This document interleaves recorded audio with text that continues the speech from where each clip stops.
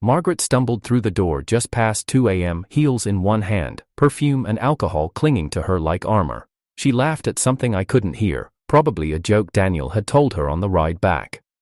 I didn't ask, I didn't turn around, I just kept looking out the window, watching the city breathe like I wasn't a part of it anymore. The apartment was dark except for the golden halo cast by the streetlight. Her silhouette moved behind me, clumsy but familiar. "You're still up?" she asked, like I'd been waiting for her. I wasn't, not tonight, not anymore. "I couldn't sleep," I replied. My voice was even, cold in a way it never used to be. She threw her heels into the corner like it was still our normal routine, like I'd still ask how her night went, like I still cared. "I went out with Daniel's team, you know, just drinks after the pitch, harmless stuff." She said it without guilt, as if she hadn't been doing this for months, walking in with the smell of someone else's cologne wrapped around her. I didn't respond, my hands rested on the windowsill. For a long time, silence settled between us. It used to be comfortable, that silence, now it just felt like the last breath before something ended. Margaret sighed like she was the one who had been wronged. "Robert, you've changed. You barely talk to me anymore, you don't ask where I go, you don't even seem to care." I turned slightly, just enough so she could see the dim reflection of my face in the glass. "That's right," I said. "I don't." Her eyes narrowed. "What's that supposed to mean?" I finally faced her. "It means I stopped pretending." She blinked, caught off guard. "Pretending what?" "That this still matters. That we're still anything more than two people stuck in a place we used to call home." For a moment her mouth opened, then shut. She looked down at the floor, as if searching for the version of me, who once brought her soup when she was sick, who once held her hand through meetings, through storms, through everything, but he wasn't here anymore. "I don't understand," she said quietly. "You don't have to," I replied. The clock on the wall ticked forward, just 1 minute past 2:04. And that was it, that's all it took to confirm what I'd been feeling for months. Love doesn't die with explosions. It dies in quiet minutes like this, in the click of a door not questioned, in the silence between a man and a woman who once promised the world to each other. I turned back toward the window. She didn't speak again. Behind me, I heard her move toward the bedroom alone, the same way she'd been doing for weeks. No apology, no explanation, just the familiar sound of a door closing between us. And I stood there, still, breathing, feeling absolutely nothing. Robert had always been the kind of man who believed love meant choosing someone every single day, even when it hurt, even when they didn't deserve it. From the outside, he seemed cold, too quiet, too restrained. But those who knew him, really knew him, understood that he expressed love in the way he showed up. In the way he remembered the little things, in the way he gave all of himself, without keeping score. He had loved Margaret since they were teenagers. He met her during his last year at boarding school, in the middle of a rainstorm under the school's rusted bus shelter. She had lost her umbrella. He offered his blazer without thinking. She sneezed through half the ride home, but she had smiled at him, that shy, slanted smile that stayed with him for weeks. That was the beginning. While his friends chased glamour or lineage matches arranged by powerful families, Robert fell for Margaret, who had none of the pedigree his family demanded. She was ambitious, yes, but not from a legacy. She wanted to build herself. And Robert, against all logic, loved that about her. He defended her at every turn. When his father warned him that Margaret was more charm than character, he'd walked out of a family dinner and didn't return for 2 days. When his mother showed him evidence, photos, messages, suggesting Margaret was meeting someone else while pretending to study late, he tore the envelope and said, "Love isn't a courtroom, I don't need proof." Robert gave her everything, not just money or gifts, but time, presence, stability. When she was stressed, he stayed up with her. When she wanted to chase new ventures, he quietly invested. When she failed, he told her she hadn't. When she doubted herself, he reminded her she was enough. And even when she began to withhold affection, when her texts grew shorter, her silences longer, her explanations vaguer, he gave her space. He gave her patience. He gave her grace. But grace turned into silence, and silence turned into routine. She stopped checking in. She started missing dinners. She began dressing up for work meetings, but never for him. Her laughter at home became rare, unless she was on the phone with Daniel. Robert saw it all. He noticed everything.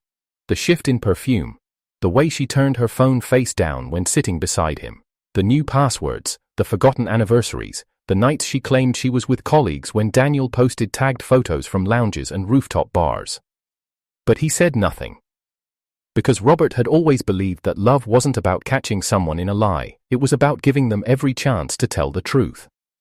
What Margaret didn't know was that Robert had once been next in line to inherit a vast family estate, a business empire built across generations, a ready-made future, wealth, status, legacy. But when he told them he wouldn't marry the daughter of a politician to secure the next business merger, that he had already chosen someone else, they cut him off. He didn't flinch, he gave it all up for her. They moved into a modest apartment, the one she picked. He sold the penthouse his grandfather had left him, bought her a coffee shop she said was her dream. He even registered the lease in her name. And when she started gaining traction, when business contacts began calling for her instead of him, he stepped back, not out of insecurity, but support. "It's your time now," he'd told her once. "Let them see who you are."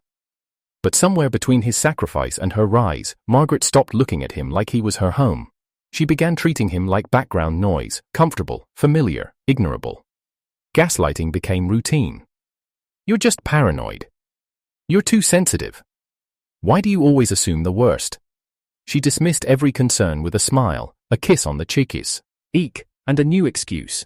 The hardest part wasn't the lies, it was how confidently she told them, like she truly believed he'd never leave. And for a while, she was right. Robert kept holding on to the memory of who she used to be, the girl under the bus stop, the woman who once called him her peace, but love, no matter how loyal, can only live on memory for so long. One night, as he sat alone at their anniversary dinner table with 2 untouched plates and a phone that never rang, he realized something. The person he loved wasn't coming back. Maybe she never existed, maybe he had loved a version of her that only existed in his mind. That was the night something in Robert shifted, not loudly, not with a scream, but silently, like a light going out in a room no one enters anymore. He didn't stop being kind, he didn't start being cruel, he simply stopped waiting. Stopped begging for attention. Stopped chasing her shadow. Stopped showing up in ways she no longer saw. And in that silence, something else began to grow, not bitterness, but clarity. The kind that comes after a storm. He started answering calls from his mother again. He began returning emails from the family office. He dusted off the old project plans he once shelved for Margaret's vision and started rewriting his own. Robert wasn't vengeful, he wasn't even angry.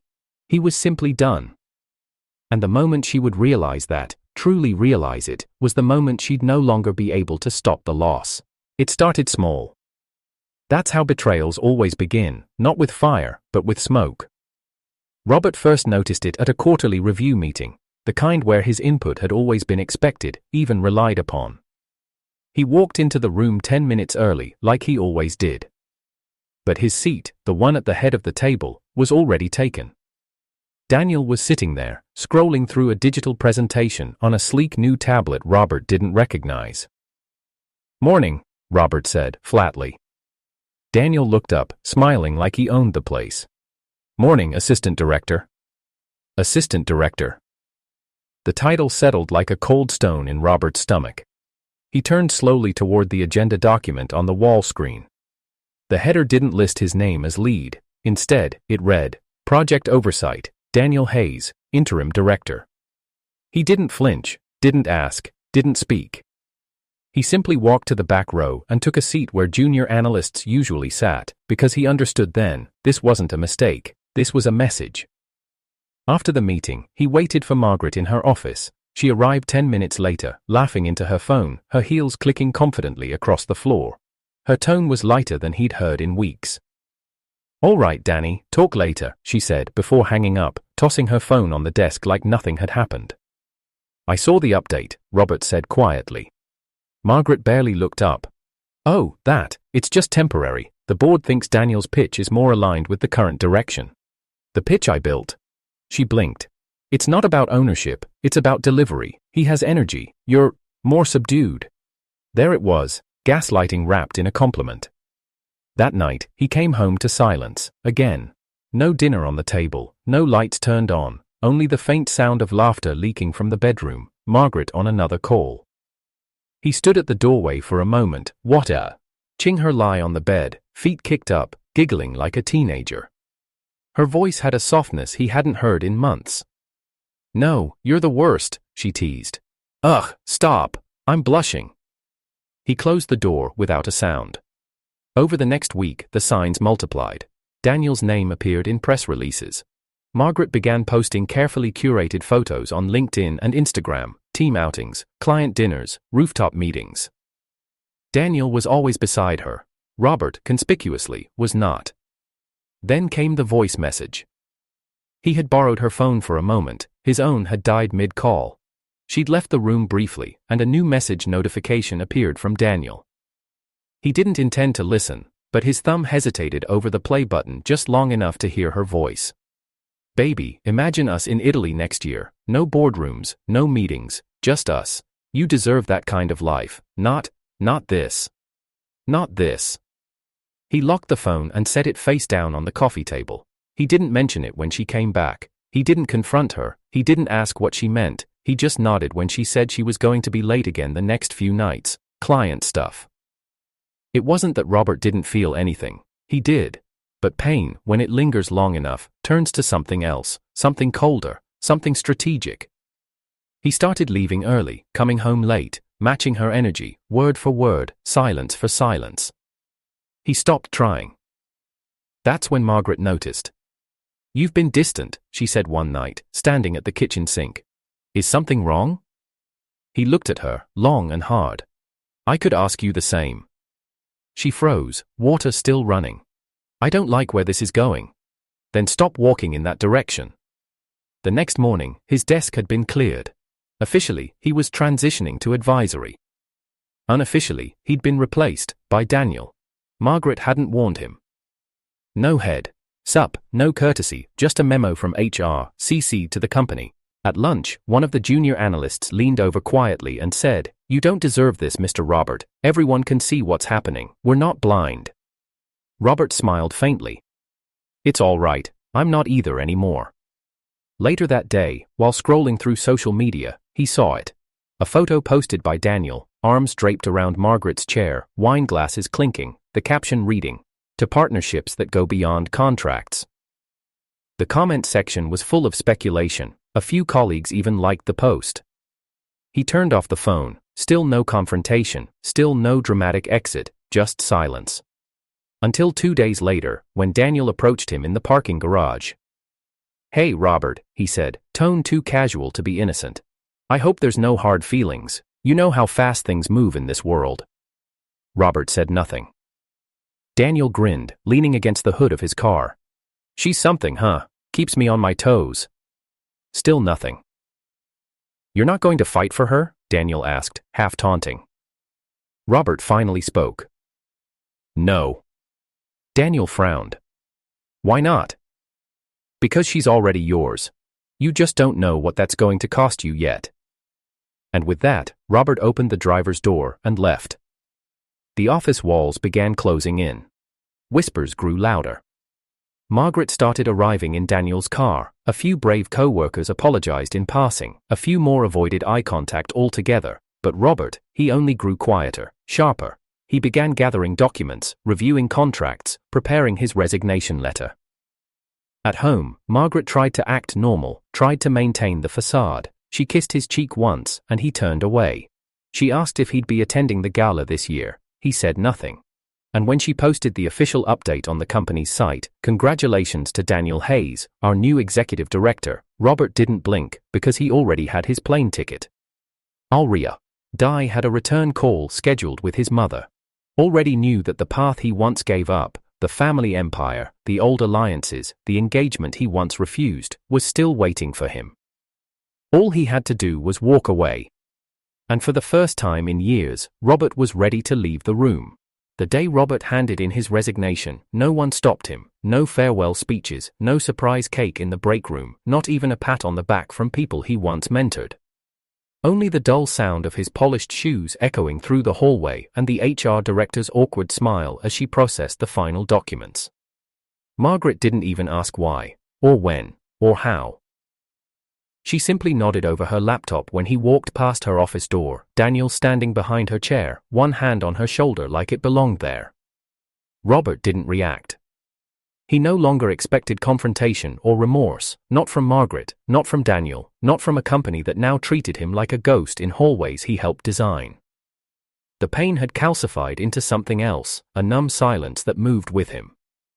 He spent his last days in the office clearing folders, organizing transition notes, quietly locking drawers filled with pieces of a life he no longer needed. No one offered help, no one lingered. It was as if his presence embarrassed them, as if proximity to him might invite guilt by association. The worst part wasn't being forgotten, it was realizing he had never been fully seen.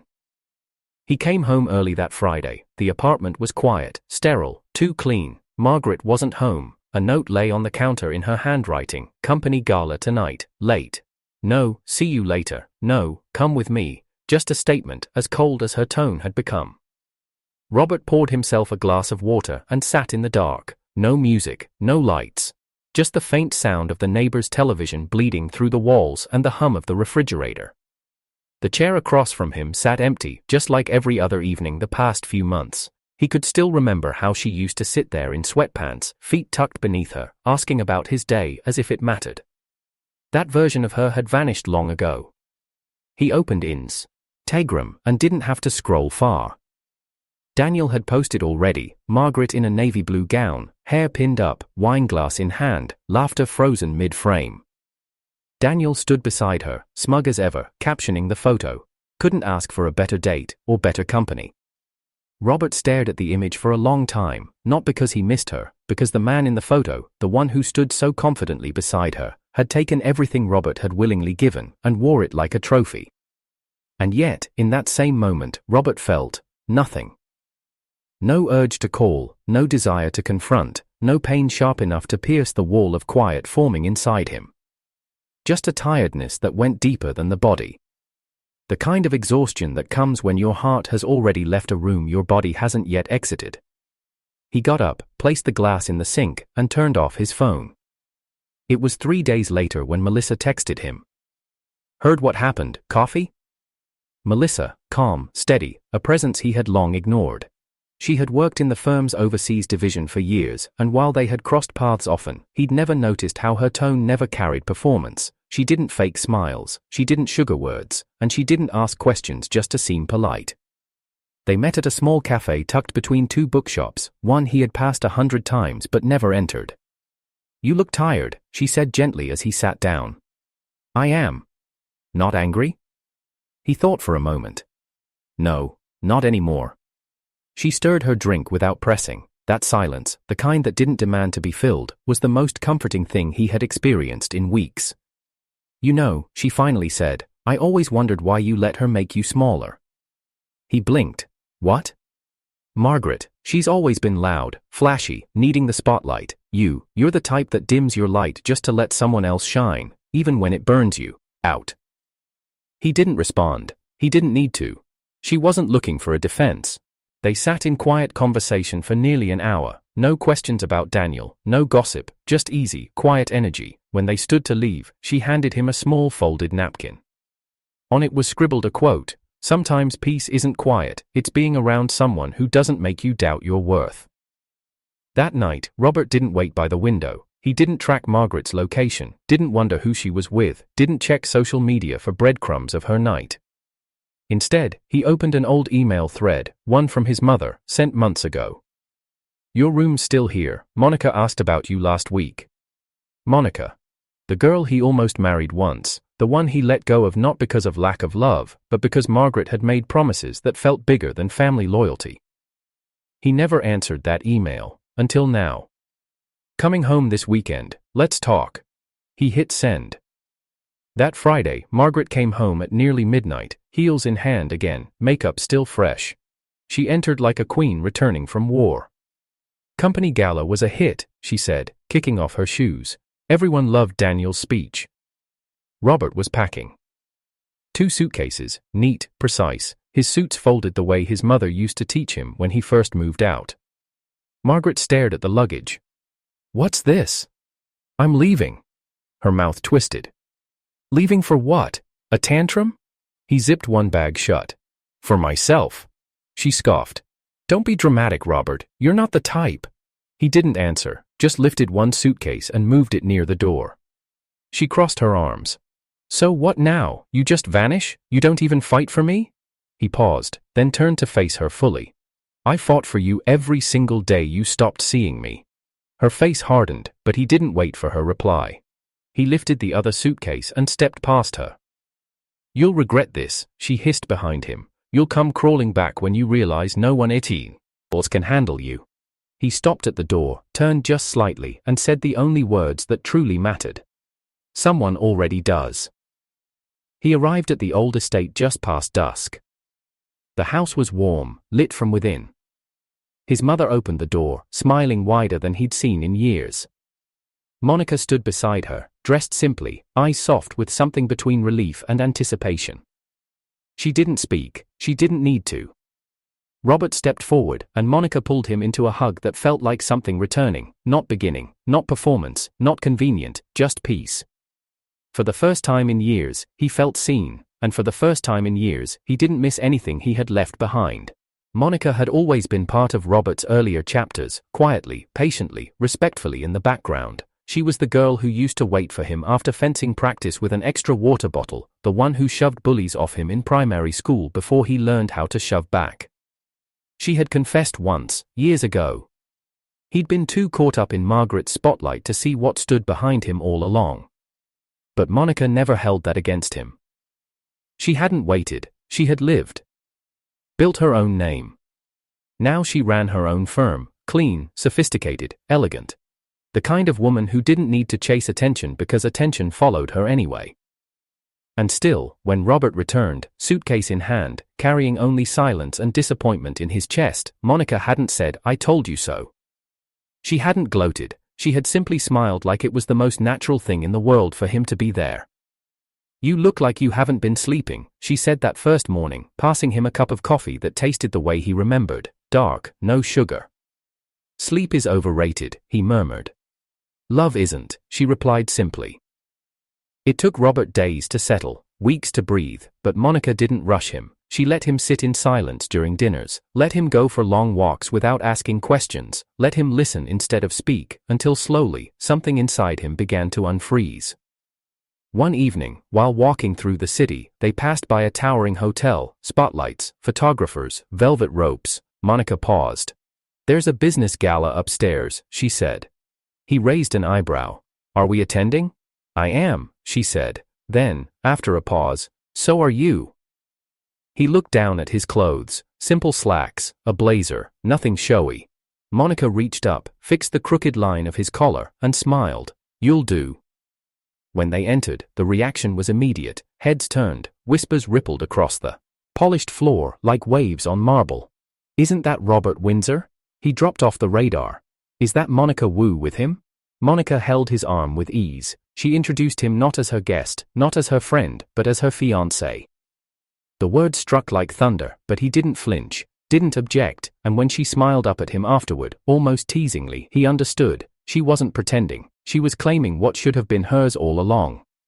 Then came the shift, the real twist. Margaret entered the room. She arrived with Daniel, arm in arm, dressed to kill, glittering under the chandelier. Her eyes scanned the room with trained precision, her posture proud, her smile polished. Until she saw Robert, until she saw Monica. Her smile faltered, not fully, not yet, but just enough for those who looked closely. Daniel leaned in, whispering something, but Margaret didn't hear him. Her focus was locked on Robert, who was now listening to a conversation with a venture capital executive, nodding calmly, Monica's hand resting on his sleeve like it belonged there. Margaret took a step forward. Monica noticed first. "Your ex is approaching," she whispered, without looking. Robert didn't turn. "I know." Margaret reached them in 5 long strides, Daniel trailing behind her. She wore her best smile, but her eyes betrayed the tension. "Robert," she said brightly, "I didn't know you'd be here." Monica turned first. "You do now." Margaret's eyes flickered to her. "Monica.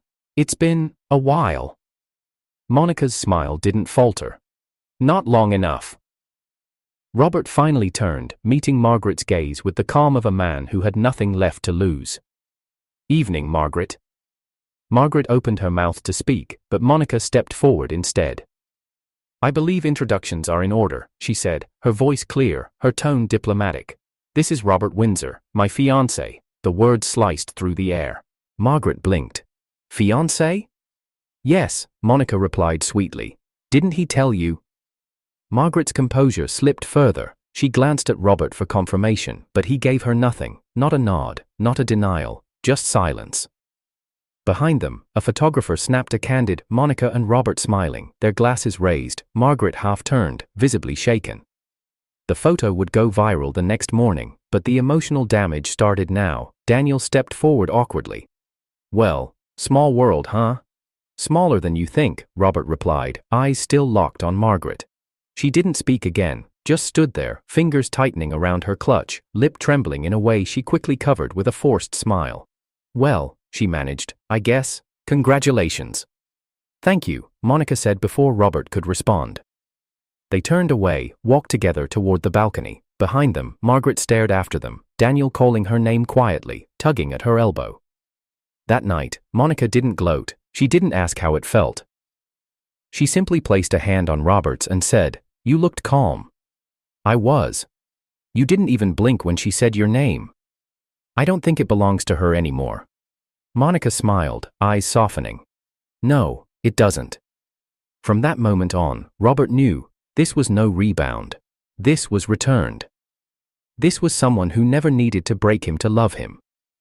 And for Margaret, watching from the ballroom as they left, her name no longer tethered to the man she thought would never walk away, it was the beginning of a descent she would feel alone. Robert was the last to leave the balcony that evening. The night air cooled his thoughts, steadied his breath. From inside the ballroom, music swelled and laughter echoed, none of it touching him. Monica had stepped inside to greet an old investor, giving him a moment alone. He appreciated that about her. She always knew when to stay and when to give space. He stepped into the quiet corridor that wrapped behind the event space, tracing his way to the restroom. The hallway was dimly lit, lined with mirrored panels that reflected sharp silhouettes and fragments of past conversations. He moved with composure, until he saw her. Margaret. She was standing just beyond the exit door, half-shadowed by a golden sconce. Her posture was tight, arms folded across her gown, face pale beneath flawless makeup. The moment their eyes met, her mask cracked. It was like watching a statue begin to melt. "Robert," she said, breathless, stepping forward, "please, can we talk?" He didn't stop, but he didn't walk away either. "5 minutes," she begged, voice raw. "That's all I ask." He glanced back toward the ballroom. Monica was still inside, laughing, surrounded by people who adored her. He looked at Margaret, alone, visibly shaken, her voice thinner than he remembered. "5 minutes," he said. She led him toward a quiet corner of the corridor near a marble-topped console table. No guests nearby, no cameras, just the two of them, and everything unsaid. "I didn't know you were engaged," she started, wringing her fingers. "Not until tonight. I didn't think it was your concern anymore." Her throat tightened. "You're right, but I didn't expect to feel this way. I thought I had time to fix things." Robert said nothing. "I've made mistakes, I know," she continued. "So many, I didn't realize what I was doing, how much I was pushing you away. I thought you'd always be there." Her eyes filled, and a tear finally rolled down her cheek. "You were so steady, so loyal, and I took it for granted." He watched her crumble, quietly, deliberately. But the pain she tried to evoke no longer reached him. He had given her years. His silence now said what his words never had. "I thought I needed something more," she whispered. "I thought Daniel gave me excitement, freedom, but it was all noise, just noise." He folded his arms. "And you called my loyalty control. You called my love interference. You gaslit me out of my own worth." Her lips trembled. "I was scared. You were too good. I didn't know what to do with that." He raised an eyebrow. "So you destroyed it?" She shook her head. "No, I mean, yes, I don't know. She reached for his arm. "Please, can we try again? I'll end things with Daniel. I already have. I'll rebuild it. Us." Before he could respond, soft footsteps echoed down the hall. "Monica." She approached slowly, calmly, clutching her phone in one hand. Her heels clicked in rhythm, and her posture was unshaken, as if this entire confrontation had been forecasted. Margaret froze. "There you are," Monica said, voice level. "I was starting to wonder where you'd gone." Robert stepped aside to let her near. She smiled at him softly, then noticed something, a faint lipstick mark smeared on the shoulder of his suit. Without pause, Monica pulled a handkerchief from her clutch, dabbed the stain off with clinical precision, and tossed the cloth into the nearest trash bin. "Ruined," she said coolly, "but I'll order another one tomorrow." Margaret blinked. "You don't even care." Monica tilted her head. "Why would I be jealous of desperation?" The silence that followed was cold and cutting. "I'm not desperate," Margaret snapped. Monica pulled up her phone and tapped the screen. "Then what's this?" She turned it around. On screen played security footage, recorded just minutes ago, from the hotel's internal cameras. Margaret leaning close to Robert, her hand gripping his, her tearful plea. Every word captured. You recorded me?" Margaret gasped. "No," Monica said. "The hotel did. Standard protocol. Someone leaked it. It's already trending." Margaret snatched the phone from Monica's hand. Her face paled further as she scrolled through the live feed. Comments flooded in. "Isn't she the same exec who dumped her fiancé for her secretary? She's begging now, after all that? Robert upgraded. That's grace under pressure." Robert didn't look over her shoulder. He didn't need to. Margaret's fingers trembled around the device. "This will ruin me." "No," Monica said, plucking her phone back. "You ruined yourself." Margaret turned to Robert again, a last attempt in her eyes. "Please, I can't go back to that life. You were my peace, Robert." "You mistook peace for weakness," he replied softly. Just then, another voice cut into the tension. "Daniel." He approached from the far end of the hallway, phone in hand, face white as chalk. "I saw the footage," he muttered, eyes wide. "Is it true?" Margaret turned slowly, eyes still glossy with tears. "Daniel." He held up his hand. "Don't. Just don't." "What are you talking about?" she asked. "We ended things. I told you." "I checked the timestamp," Daniel said, voice hollow. "You told me we were done. Then you begged him to take you back." She opened her mouth, closed it, then opened it again. I didn't mean it like that." "You meant every word," he said. "It's all on camera." Daniel's phone buzzed again, another notification, another repost. The video had gone viral, again, this time clipped and subtitled.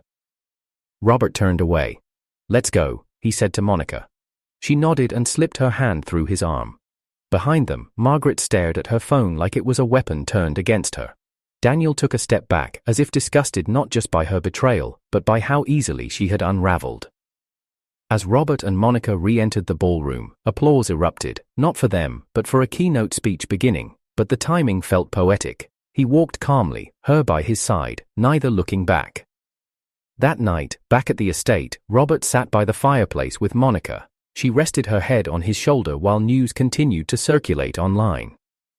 One clip in particular, Margaret's pleading voice, contrasted with Monica's calm, was now being shared under the tag. "When grace wins." Robert didn't smile, he didn't gloat, he just breathed. Monica handed him a cup of tea. "You okay?" "Yes." "Want to talk about it?" "No." She nodded. "Then we move forward?" "Yes." Simple, quiet, true. At that very moment, a new headline popped up on Monica's tablet. Margaret Lynn, suspended from board amid scandal, full security footage leaked. And just below it, another. Daniel Hayes steps down. After viral embarrassment, silent on allegations. Robert didn't comment. Monica didn't push. The world was watching Margaret crumble, but Robert had already let her go before the first domino fell. He turned toward Monica, reached for her hand, and held it, not tightly, not possessively, but steadily.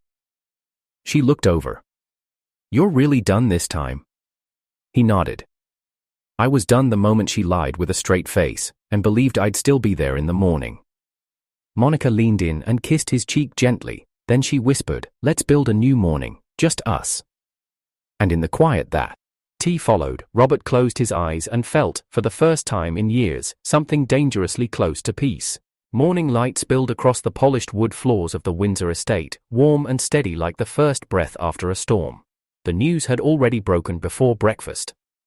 Margaret Lynn, once celebrated, once untouchable, was now officially removed from the executive board of her firm. The statement from the Lynn family was brief, brutal. Due to recent events and for the preservation of our family's integrity, Margaret Lynn's shares, inheritance privileges, and board voting rights are hereby suspended indefinitely. The story had unraveled overnight, not just the hallway confession caught on security footage, but the pattern: abuse of company resources, favoritism toward Daniel, misrepresented reports. Anonymous insiders came forward, screenshots circulated. Margaret's fall wasn't sudden, it was a quiet collapse that had begun long before the public noticed. Robert scrolled past the headlines without pause. He didn't feel vindicated, he didn't feel anything at all. Monica stood at the kitchen island barefoot, hair tied loosely, humming to herself as she plated breakfast.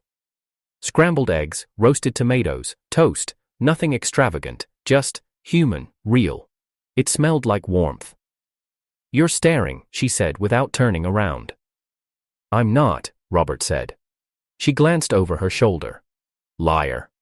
He smiled faintly, then stood and crossed to her. He reached over, brushing a loose strand of hair behind her ear. She didn't flinch. She leaned into it. "Coffee?" she asked. He nodded. "Strong." She poured without needing to ask how he took it. In the week since the gala, the rhythm between them had become something natural. No loud declarations, no performance, just consistency. They didn't speak of Margaret unless the headlines forced it. They didn't relive the betrayals, they didn't need to. The past had become background noise, present, but no longer relevant. After breakfast, Ika pulled on a cardigan and motioned toward the garden path. "Walk?" "Always." They stepped into the soft sun of early spring. Birds chattered in the hedges. The scent of soil and cherry blossoms lingered on the wind. They didn't hold hands, not at first, but halfway through the trail, Monica looped her fingers into his. Robert looked down at their joined hands. It wasn't possessive, it was grounding. "I heard she tried to call you," Monica said, after a long silence. He nodded. 3 times yesterday, once through an unlisted number. "You answered?" "No." She said nothing for a while, then nodded in approval. "Good. I don't need to hear anything else from her," he said. "The silence says enough." They passed a neighbor on the path, a woman walking her dog who gave Monica a warm smile and waved at Robert. Small moments, respect without fear, kindness without awkwardness. Later that afternoon, Monica returned to the kitchen to prep for dinner. Robert sat on the sunroom couch reading through financial documents, plans for re-entering the family business, not out of desperation, but direction. His mother had been more than happy to bring him back, not as a favor, but as an equal, as someone who had gone to war with his heart, and returned. At 5:47 p.m., Monica's phone buzzed sharply. She frowned, dried her hands, and walked over to Robert, handing him the screen. It was a news alert.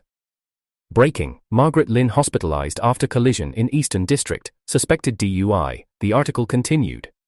Witnesses say the vehicle swerved off the road near the Riverside intersection. Blood alcohol levels were reportedly well above the legal limit. She is currently in critical condition but stable. Robert read the words twice, then set the phone down. Monica watched him closely. "I'm okay," he said. "You're sure?"